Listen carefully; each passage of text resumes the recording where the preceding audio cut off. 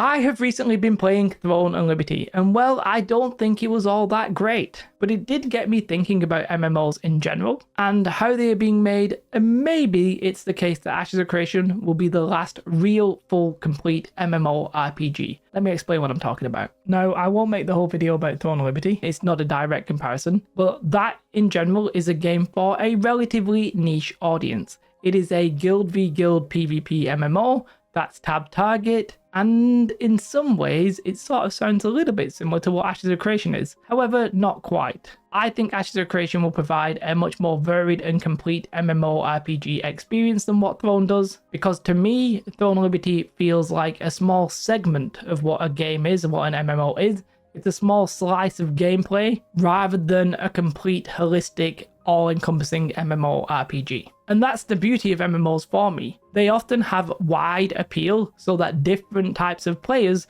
can fit in and have a home within that game. And for me, the best MMOs that have come out in the past have offered that. And I think these days, if you want a smaller slice of gameplay, then you can get them from more focused games. Like if you want competitive PvP, then there's League of Legends, Dota, Valorant, Counter-Strike, FIFA, whatever you like. There's games that offer co-op multiplayer experiences, and there's single player games that provide really compelling stories. Gaming has a lot of gaming to offer for you. Now, I do think that there is some value in MMOs that are basically just offering you a slice of that gameplay. There really isn't many MMOs that offer guild v guild PvP right now, and I think Throne and Liberty will fit in nicely into that niche. For me though, I think there's a couple of issues with it, but whether or not the players will care about that, I don't know, because it fits that niche. And really for me, I want a more complete, holistic, well-rounded experience. Throne and Liberty feels like a product, a vehicle for monetization. It doesn't necessarily feel like it's got some heart and soul behind it.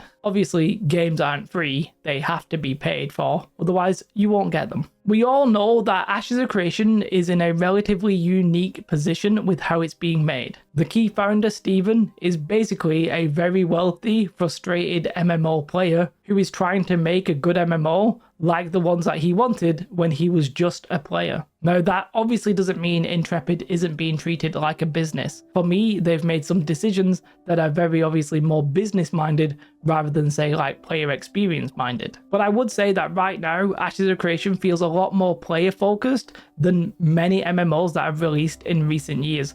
Maybe stretching all the way back to 10, 15 years even at this point. A lot of other MMOs will have maybe like 1 billion different currencies, microtransactions that devalue everybody's playing experience, or some MMOs simply won't have enough content for whatever reason. And yes, I'm looking at you, New World. I'm personally hoping, and now maybe it's a forlorn hope, that Ashes of Creation will feel like a work of art and maybe feel like how games used to feel. Not because it's an old style nostalgic MMO, but because it's being made with the right intent. Time will tell, I guess. I also think that Ashes of Creation is aiming to provide more of a complete experience rather than just a slice of an MMO. Yes, it's going to be a Sandpark PvX MMO, and of course it won't actually cater to everybody. You know, that mantra of it's not for everybody and that's okay is one that rings true. One example of it not being for everybody, I think, will be the PvP.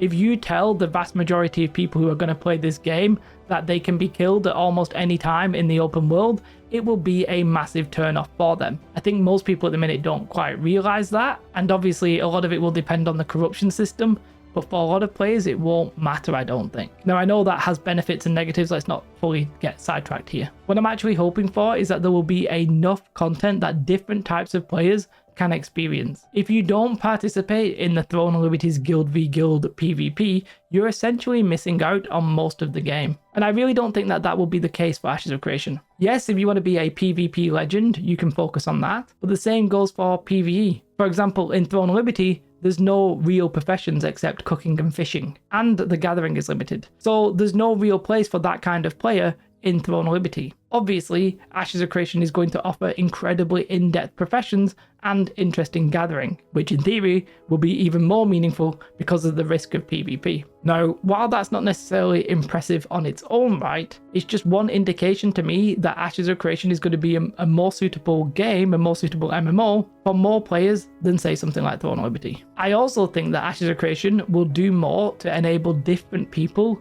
to participate and be valued. Obviously, guilds will play a very large role in your experience in Ashes of Creation. But we've seen at times with the gameplay, like with the node wars, that it might actually start feeling a little bit more faction based. You will fight for your node and you want your node to win. You'll fight for your home, your chosen family, and you'll make friends and you'll make enemies even if you're not in a guild. And I think it will feel a lot more natural than something like Throne of Liberty. Now maybe that content isn't for you. Ashes of Creation will even let you roleplay in a tavern, telling tales and playing games and listening to music. All of that will be possible. I just think that if everything truly actually works out in Ashes of Creation, then there's a wider player base who's going to be able to find something they enjoy in Ashes of Creation than pretty much all of the MMOs that we've seen in recent years. MMOs to me are becoming very sort of niche in its player base, even if the play numbers are good. One game might do something really well, but then you play a different game if you want something else. And the reason that has happened, by the way, is because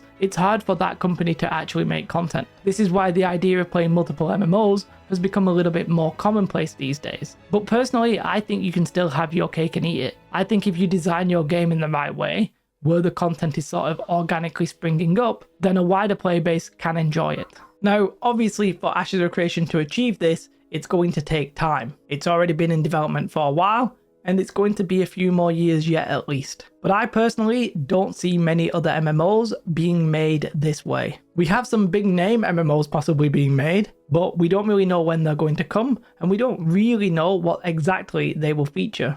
In fact, most of the time we don't know anything about them. Guild Wars 3 could come along and be amazing, but maybe it'll be more of a PvP game. We don't know. To be fair, that's probably only just relatively recently started, so that's going to be many years as well. ZeniMax, the makers of ESO, are making an MMO. That's been in the work now, I think, for like 5 years minimum. If they can maybe tidy up some of the combat, and a lot of people don't like ESO's combat, maybe that will be a very well received MMO. The Riot MMO is obviously being worked on. Whilst it's just recently been reset, that's a company that could definitely make something special. We might even end up with something like WoW 2 at some point. And then there's other games that might be snippets, they might be more full experiences.